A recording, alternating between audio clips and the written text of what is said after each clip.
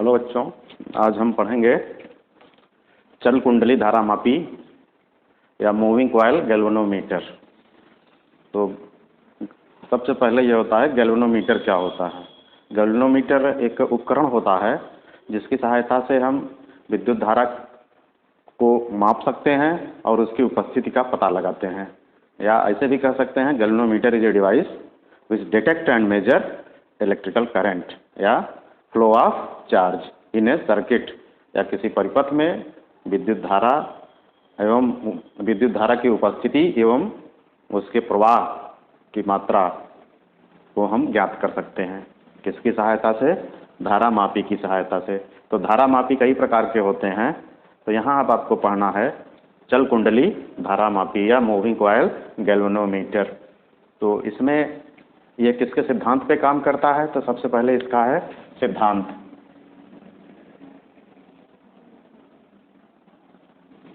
तो इसके दो सिद्धांत होते हैं।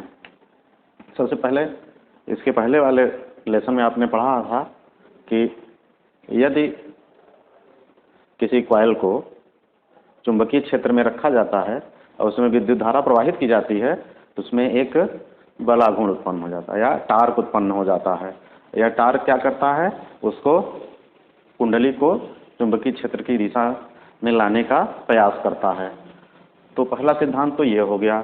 और दूसरा सिद्धांत ये है कि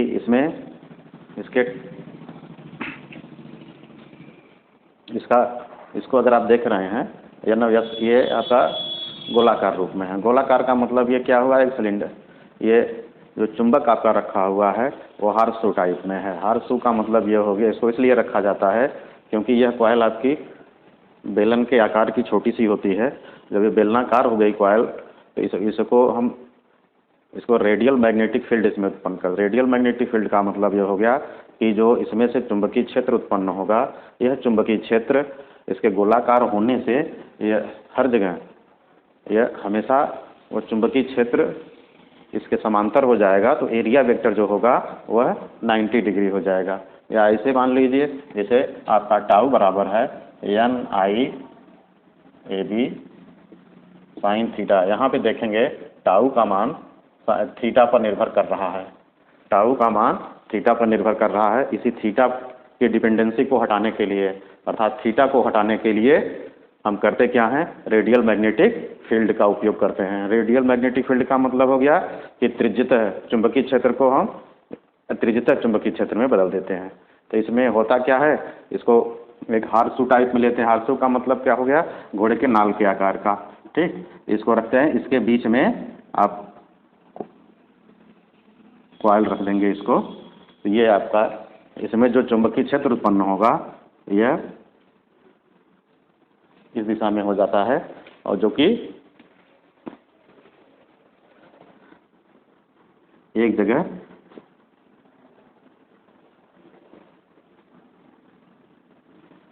इसकी दिशा इस तरफ हो गई और इसकी दिशा भी क्या हो जाएगी? और इधर चलेंगे तो ये इसके समांतर हो गया। ये इधर चलेंगे तो ये हो जाएगा, ये इधर लेंगे तो ये हो जाएगा, इधर लेंगे तो ये हो जाएगा। इसका मतलब ये आपका हो जाता है एक रेडियल मैग्नेटिक फील्ड उत्पन्न हो जाता है। ठीक, और वैसे रहता अगर हार्सू नहीं लेते तो यहाँ आपका N हो गया और ये हो गया यस, ये सीधे रहते।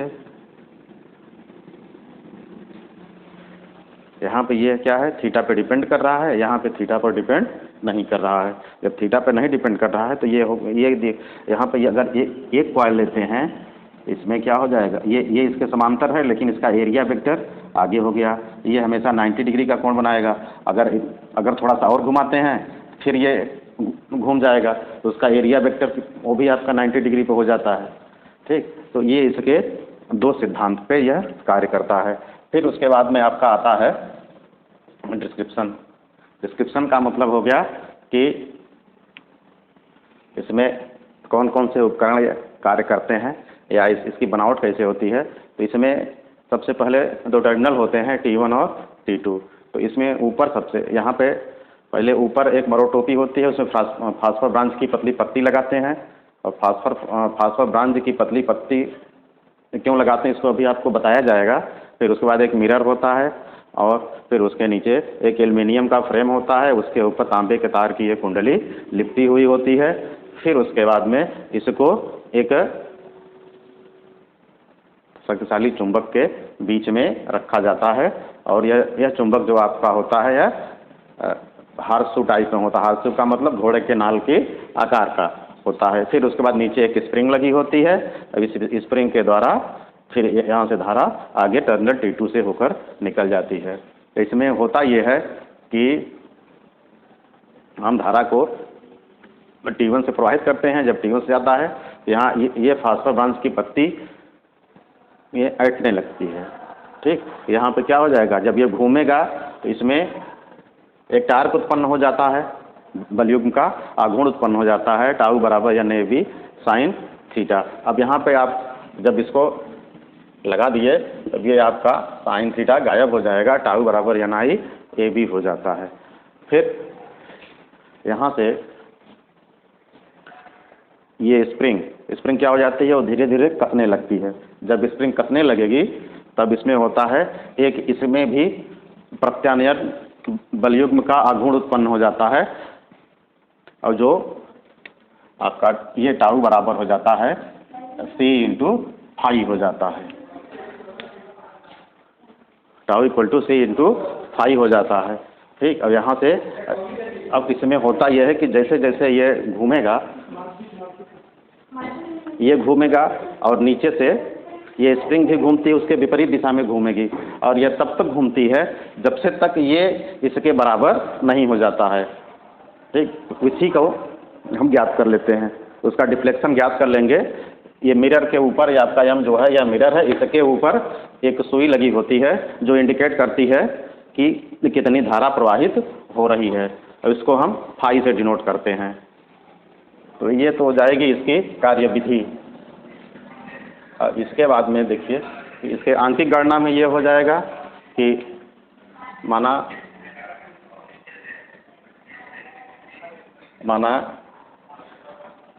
कुंडली N फेरे हैं या N टर्न है, नंबर ऑफ टर्न N है और प्रवाहित धारा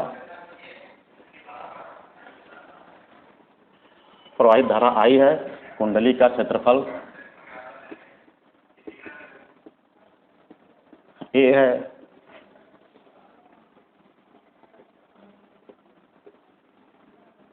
चुंबकीय क्षेत्र B में रखी है। तो कुंडली पर कार्य करने वाला बल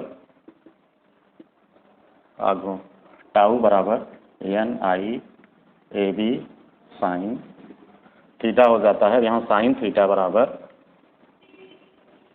साइन 90 हो जाएगा, बराबर 1 हो जाएगा क्योंकि थीटा बराबर 90 डिग्री है। तो टाउ बराबर NIAB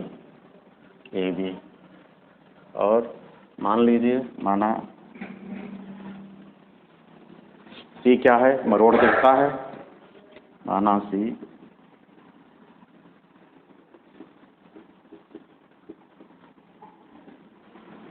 C मरोड़ दिखता है और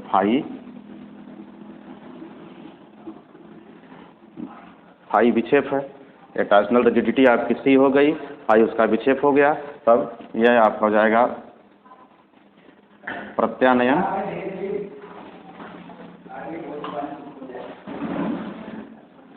बल युग्म का आघूर्ण टाउ बराबर C फाई हो जाएगा। अब देखिए इसमें होता है टाउ बराबर C फाई है, यहाँ टाउ बराबर NIAB है। ये दोनों साम्यावस्था में दोनों आपस में बराबर हो जाएंगे।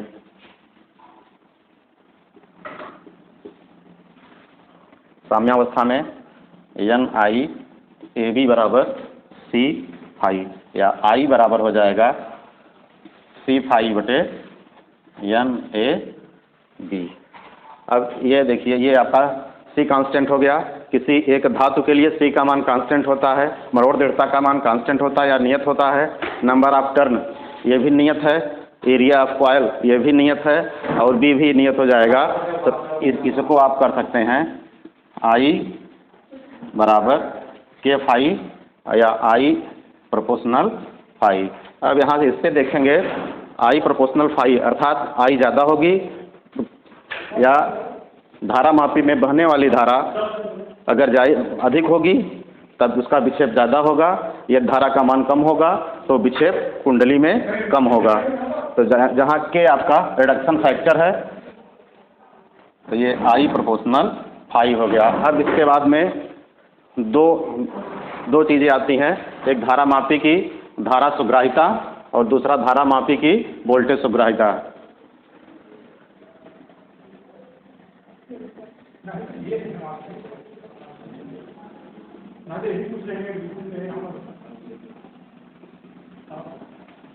धारा सुग्राहिता, तो धारा सुग्राहिता क्या होती है?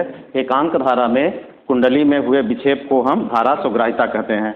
एकांक धारा में यदि किसी धारा मापी में एकांक धारा प्रवाहित करने पर उसमें उत्पन्न विक्षेप को हम उस धारा मापी की धारा सुग्राहिता कहते हैं।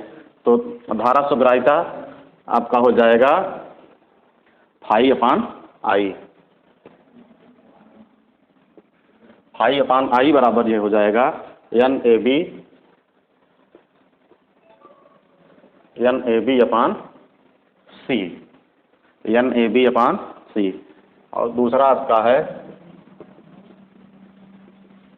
धारा मापी की वोल्टेज सुग्राहिता।